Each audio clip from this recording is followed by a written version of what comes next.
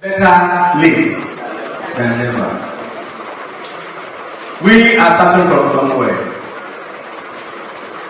As I speak to you now, somebody has approached me on using the braille to help the sight challenged ones, which from here I'll go and look at it and see how best I'll teach you so that you can also handle them. Amen. No, we want to climb every mountain, descend every valley, walk every plain, so the gospel is preached to all and all. Amen? Amen. Good. So there's a special brother, special papa, special somebody. He loves the word so much, and he has developed the language, the sign language, to minister to the hearing impaired in a very wonderful way with the gospel. He's here with us. So without much ado, let me invite to the podium or to the lectern. Yes, this one to the lectern, Mr. GABRIEL. AINOO. Shall we clap for them?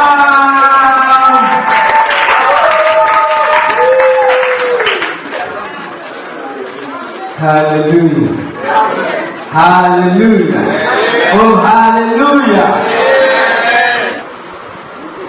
Page 17.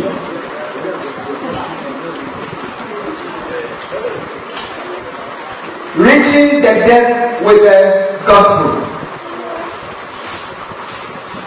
Reaching the dead with the gospel. And the director opening address. Also, we are reaching out to every child unreached. We are reaching out to every child unreached. And for me, where I am coming from, I just look at children that we call they are special children. And then we have some of these in the congregation, we have them in our Sunday schools. Hallelujah. Amen. We have them there. So it is necessary at least we get to know some of these people in our midst so that we'll be able to handle them. And when we pray in the people who are there. Now, the term dead in my introduction may be labeled with a lowercase d or the uppercase or the capital letter D, depending on where you are standing. Now, parents who are here today, if they are or other professionals, the medical proponents, those nurses and all that, they look at deafness as a disease. They look at they emphasize on the pathological aspects. And pathology talks about deals with diseases, their nature, causes, and symptoms. But we have another aspect, another group of people who see deafness as just a social difference. There's nothing wrong with them. For me, somebody who is deaf, there's nothing wrong with him. You might see him as deaf, but I don't see that person as deaf. I just see him as his language is different from my language. That is it. Hallelujah. And some of these things, if you don't know, we will just shun them, but we need them. It is just a linguistic difference. What can say and you can say no yes, but that does not mean you are better off than me. No. That's why a big no. So that is why we use the capital T, because we see ourselves in a unique community. They have their own community, and just go and find yourself in their community. You will see that you are misfits. Just like when they are in your community, you see them as they are misfits. You too come to a deaf environment, a deaf community, and you see that you are a misfit there. We can talk and understand them and what and then they are having their own life. You are a misfit. So what makes you think you are special than them? They are even special. That's why I call them special needs. They are special. There are other people who are special. Reaching out to every child on race. This is from Director. Now, we had a connectional workshop, connectional heritage directorate workshop as SOP, and my brother was there, just romantic. And Professor Ebisa Edison was there. He was one of the facilitators. So I went and asked him a very simple question: that what role did people with special needs play as far as the propagation of the gospel is concerned? And you know what he said? What role as far as our church is concerned, as far as the propagation of the gospel is concerned? And then you know the answer he gave. He said, I'm quoting him. He said, we in this church, referring to our Methodist church, Ghana, we in this church have candidated a successful minister who is visually impaired. And he just gave me a review. Oh, I love my church. A successful minister who is visually impaired. And he mentioned the name as Reverend Amonipo or something like that. And then he added, the man was nice. He said he went through all the system for telemetry, they approved him, and then he went to Trinity. Visually impaired. Visually impaired.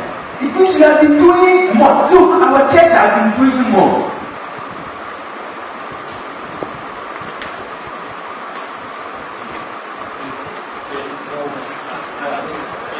I expect that to be very good.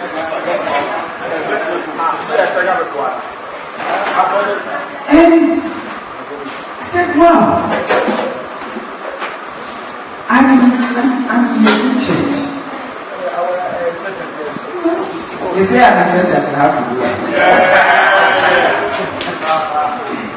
Thank you very much. I hope you can see me from this angle. Thank you. Thank you, Director.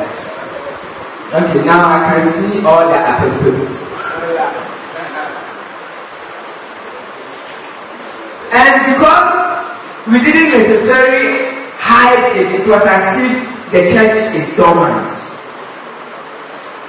And I thank the Director for this program.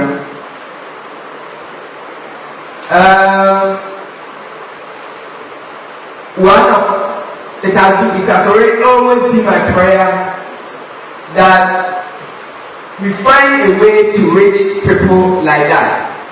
And if we are reaching them, why are we reaching them? We are reaching them because of the gospel. So I have to sit down and then try and design something for those people. Now, I realize that this is not the first time, or this is not now that we are doing something like that. We have been doing it, but we don't know that this is what we are doing. So looking at sign language and the gospel, I found out that most of the action songs we sing in our Sunday school contain something in sign language we call non-verbal markers. Non-verbal markers. Mr. Pastor, these are Jesus that you see, and what you did, at the 21st International Sunday. Okay, I'm saying this when I do the actions. Okay, ready, go. Jesus' love is sweet and wonderful. Jesus' love is sweet and wonderful. Jesus' love is sweet and wonderful. Oh, wonderful love. Okay, what? Thank you. What is just this? Let's come for the answer. Mr. Kwanzaa at the International Children's Festival came and did the sign. I said, wow! And then I went to him and said, Mr. Kwanzaa, so we are saying Jesus love, and then you do this.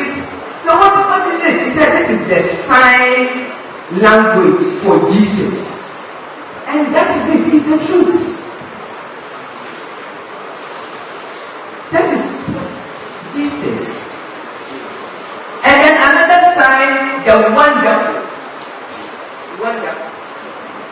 But you see, we combine the signs. These are some of the manual markers I want to show you, which is in the manual that you are holding. These are some of the manual markers that are in the sign language. But we have combined it with other things that I understand. For example, the sweet, you did sweet like this. But in sign language, you don't do sweet like this. If something is sweet, I like it. So we do it. This is sweet. Do you get it? But we have joined the sweet with the Jesus, what is correct, and then, but we have been using it. But you give them, this is what we are doing. So we need to expose ourselves so that when we meet people who are deaf, we can, or we will be able to communicate with them meaningfully. If you sign Jesus, the deaf person will know that, oh, this is Jesus. But if you do that, so what is that? What is this? You might not, the communication, there will be a gap there. So for instance, if you have added, then you will realize that, okay, Jesus is sweet. So that's why we have to expose ourselves to it so that we really know what we are doing. So I said, most of the gospel action songs we sing in our Sunday schools contain non-verbal markers in sign language. It is therefore not out of place to understand the meaning of these non-verbal markers to enable us to have a conventional communication with the deaf in order to share the gospel with them. The fourth question. In the January-June 2018 weekly Bible lesson, I picked it from the weekly Bible lesson, page 27 of the just ended weekly Bible lesson, and then page 72, rather, and then it was, the discussion question was asking us to discuss the all-inclusiveness of the church in relation to the Great Commission. Discuss the all-inclusiveness of the church in relation to the Great Commission.